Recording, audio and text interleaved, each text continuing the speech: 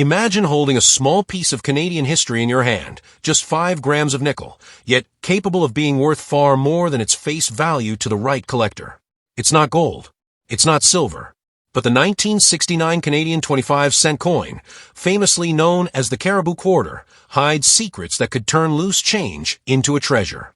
People have unknowingly spent these rare varieties at grocery stores, while sharp-eyed collectors have turned them into hundreds or even thousands of dollars. It's one of those coins that turns everyday pocket change into a real-life treasure hunt, and the story behind it is nothing short of fascinating. The design is instantly recognizable to Canadians. On one side, the young Queen Elizabeth II, elegant and regal, her hair perfectly styled under a tiara. This portrait, created by Arnold Machin, captured her in the prime of her reign, confident, graceful, and the figurehead of a nation balancing modern growth with deep tradition. Every curve in her hair, every tiny detail in the tiara, was struck into hard nickel with remarkable precision. Flip the coin over and you're greeted by an image that has become iconic, the majestic head of a caribou, its antlers stretching upward, a proud symbol of Canada's wild heart. The word Canada arches boldly above, 25 cents sits proudly below it, and beneath that the date, 1969. Just next to the caribou's neckline, the initials EH mark the work of Emanuel Hahn, the artist who created this timeless design. Hahn understood how to blend realism with symbolic power, and his caribou has remained a fixture on Canadian quarters since 1937. But 1969 wasn't just another year in the series. That year, something unusual happened at the Royal Canadian Mint. 2 distinct date styles were produced, one with a large, bold date and another with a smaller, more compact date. The large date variety is common, the kind you might still see in change today, worth little more than its face value unless it's in pristine condition. But the small date, that's a whole different story. The small date variety is the treasure collector's dream of. The difference is subtle enough that most people wouldn't notice it unless they were looking closely. On the small date, the digits are more compact and the 9s have a slightly different shape. Only a limited number of these coins were struck before the mint switched to the large date punches, which makes the small date incredibly rare. If you find one in high-grade condition, it could easily fetch hundreds, and in some cases, thousands of dollars at auction. Think about it, millions of these coins passed through the hands of Canadians in 1969, spent on cups of coffee, bus fares, and groceries. Decades later, a small fraction of them still exist in top condition, and an even smaller fraction are the rare small date variety. Somewhere, tucked away in an old jar of change, or sitting unnoticed in a drawer, a coin worth a serious payday could be waiting to be found. By 1969, Canadian quarters were no longer made of silver. Rising silver prices had forced a change in composition just a few years earlier. Instead, the coin was made entirely of nickel, strong, durable, and resistant to wear. It weighed 5.07 grams, measured 23.88 millimeters across, and had a reeded edge. While some collectors miss the gleam of silver, these nickel coins were built to last decades in circulation, which is exactly why so many still exist today, but finding one in flawless condition is still a challenge. Part of the charm of the Caribou quarter is that it isn't just currency, it's a piece of art and culture. The caribou is more than just a decorative animal on a coin. It's a creature that roams Canada's northern wilderness, undertaking one of the longest migrations of any land animal in the world. For Indigenous communities, the caribou has been a vital source of food, clothing, and tools for thousands of years. It represents survival, resilience, and the deep connection between people and the land. By placing it on the 25-cent piece, Canada wasn't just minting money, it was minting a story, one that speaks to the heart of the nation's identity. Emanuel Hahn, the man behind the design, left a lasting mark on Canadian coinage. His work was never flashy, but it had a timeless quality that gave coins both beauty and dignity. He's also the artist behind the Bluenose schooner on the dime, another design that has stood unchanged for generations. The fact that his caribou still appears on the quarter today is a testament to how perfectly he captured its spirit back in 1937. For collectors, the hunt for the 1969 small date is part excitement, part obsession. There's a certain thrill in checking your change and finding an older coin. Maybe it's just a large date worth 25 cents, but maybe, just maybe, it's one of the rare small dates. The idea that a valuable piece of history could be hiding in plain sight makes even the smallest transaction feel like an opportunity. Condition plays a massive role in determining value. A circulated coin with scratches, worn-down details, and faded luster might only be worth face value, even if it's a small date. But a coin that's been kept in near-perfect condition, with crisp details and that original mint shine, can be worth serious money. Collectors are willing to pay a premium for coins graded mint state, especially for rarities like the 1969 small date quarter. Even the common large date version has its fans, especially in high-grade condition. Completing a full date set of Canadian Caribou quarters is a challenge many collectors take on, and the 1969 coin, whether large or small date, is an essential piece of that puzzle. There's something magnetic about a coin that's both a piece of everyday life and a potential hidden treasure. The 1969 Canadian 25-cent Caribou coin is exactly that.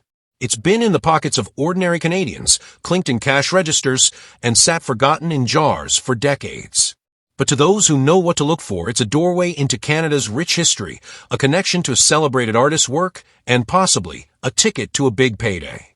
The magic is in the possibility. Every coin in your change has a story, but not every coin has the potential to surprise you like the 1969 quarter. For some, it's worth just 25 cents. For others, it's a prized addition to a collection or a valuable auction piece. And for the lucky few who find the rare small date in pristine condition, it's a story worth telling for the rest of their lives. In the next half of this journey, we'll dive into how to spot the small date with confidence, explore real auction sales that turn pocket change into big money, and uncover the lasting impact this humble nickel coin has had on Canadian numismatics. The story gets even better from here. The thrill of finding a rare coin in your everyday change is one of the most exciting feelings a collector can experience, and with the 1969 Canadian 25-cent Caribou coin, that thrill is alive and well. People still search through rolls of quarters from banks, jars of coins inherited from grandparents, or the change they get at a store, hoping that one of them might be the elusive small date variety. It's a search that blends skill, patience, and luck, and it's the reason the 1969 quarter remains one of the most talked about modern Canadian coins.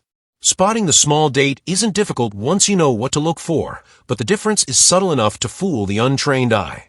The numerals in the date are more compact, and the 9's in particular have a slightly different curve and thickness compared to the large date. On the small date, the numbers seem to sit more evenly in height, with less exaggerated tails.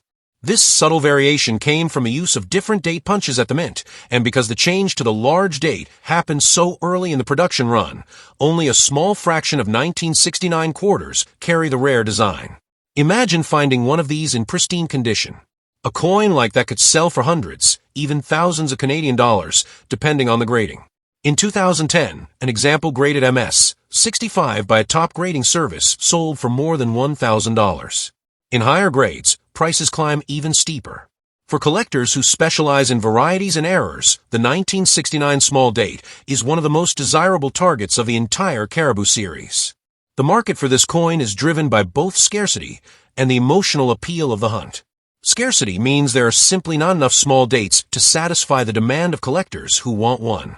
Emotional appeal comes from the fact that anyone, anywhere in Canada, or even outside the country, could theoretically find one in circulation.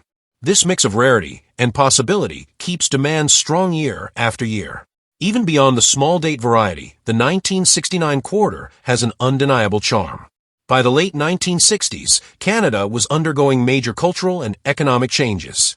The country had just celebrated its centennial in 1967, and there was a renewed interest in national identity. The caribou, with its powerful antlers and rugged presence, was a fitting emblem for a nation proud of its wilderness and wildlife. Every time someone used a quarter, they were holding a little piece of that identity in their hands. Collectors often talk about eye appeal, the immediate visual impact a coin has when you first look at it. The 1969 quarter in high grade has incredible eye appeal. The sharp strike brings out the fine details of the caribou's antlers, the texture of its fur, and the delicate features of Queen Elizabeth II's portrait. When light hits an uncirculated coin just right, the luster dances across the surface, making it almost glow. Condition is everything when it comes to value. Coins are graded on the Sheldon scale, which runs from 1, barely identifiable, to 70, perfect. Circulated 1969 large date quarters, even in nice condition, usually bring little more than face value. But a pristine mint state example of the small date can be worth hundreds or more. The The difference between a coin worth a few dollars and one worth a few hundred can come down to the tiniest marks on its surface. That's why serious collectors store valuable coins in protective holders and avoid touching them with bare fingers, as skin oils can damage the metal over time. One of the fascinating things about the 1969 quarter is how it bridges two eras of Canadian coinage. On one hand, it carries the classic design introduced in 1937, a link to Canada's early 20th century identity.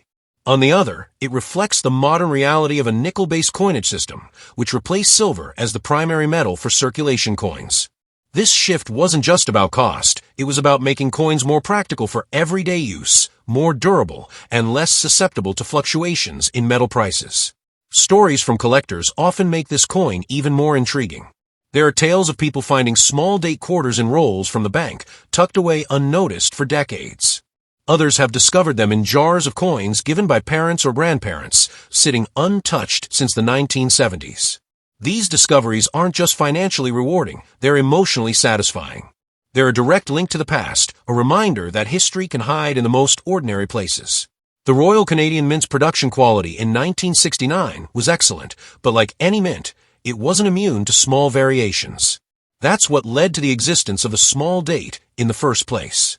And for collectors, those variations are pure gold, or in this case, pure nickel. They add a layer of mystery and challenge to collecting, encouraging people to examine coins more closely and appreciate the craftsmanship that goes into each one. While the small date gets most of the attention, it's worth noting that even the large date 1969 quarter has its place in the collector world.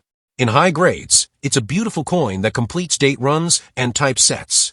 Many collectors aim to build complete collections of Caribou quarters from 1937 to the present, and 1969 is a must-have year for that goal. If you're lucky enough to find a small date, the first step is to confirm it. Comparing it to a known large date example can help, but for maximum certainty, having it evaluated by a professional coin grading service is the safest route. Not only can they authenticate the variety, but they can also assign a grade, which plays a huge role in determining market value. Auction houses and online marketplaces often feature 1969 small-date quarters, and watching these sales can give you a sense of current market trends. Prices fluctuate based on demand, overall market conditions, and the specific grade of the coin. But one thing remains constant: the small date is always in demand. The enduring appeal of this coin lies in its combination of beauty, rarity, and cultural significance. It's a reminder that even in an age of digital payments and credit cards, physical coins still hold power. Not just as currency, but as pieces of art and history. They tell stories about the people who designed them, the era they were minted in, and the countless hands they've passed through over the years. For many collectors, the 1969 Canadian 25-cent Caribou coin is more than just a collectible. It's a symbol of the joy of discovery, the value of paying attention, and the idea that treasures can still be hiding in plain sight.